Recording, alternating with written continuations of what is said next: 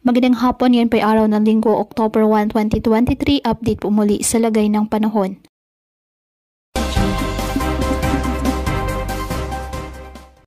Ayon sa Pag-asa, lumakas pa ang bagyong Jenny at isa na pong severe tropical storm category.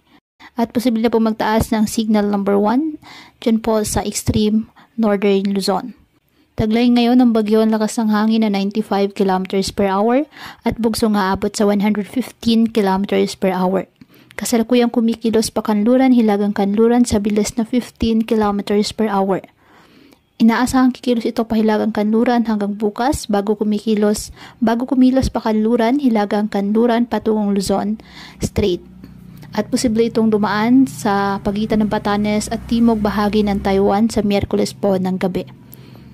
Hindi pa rin naalis ang posibilidad na maglandfall ito sa extreme northern Luzon ayon sa Pag-asa, kaya manatiling updated para sa mga posible pang pagbabago sa forecast.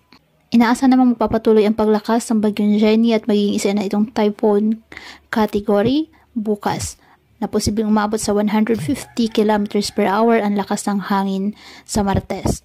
Dahil po sa trafo extension na ang bagyong Jenny, makakaranas ngayon ng kalat-kalat na mga pag-ulan ang silangang bahagi ng Luzon at Eastern Visayas.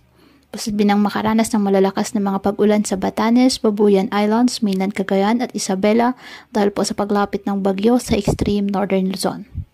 Pinapalakas naman ng bagyo ang habagat o southwest monsoon, kaya posible po ang occasional hanggang monsoon rains at paminsan-minsang malalakas na pagbugso ng hangin sa kanlurang bahagi ng Central at Southern Luzon, Visayas at Mindanao simula bukas o sa Martes.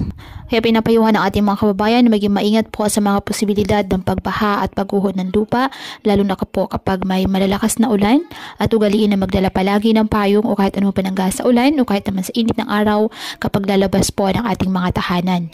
At yan po muna ang update sa lagay ng panahon ngayong araw. Muli patuloy po tayo na mag-ingat at palaging tandaan, God loves you. Stay safe and God bless.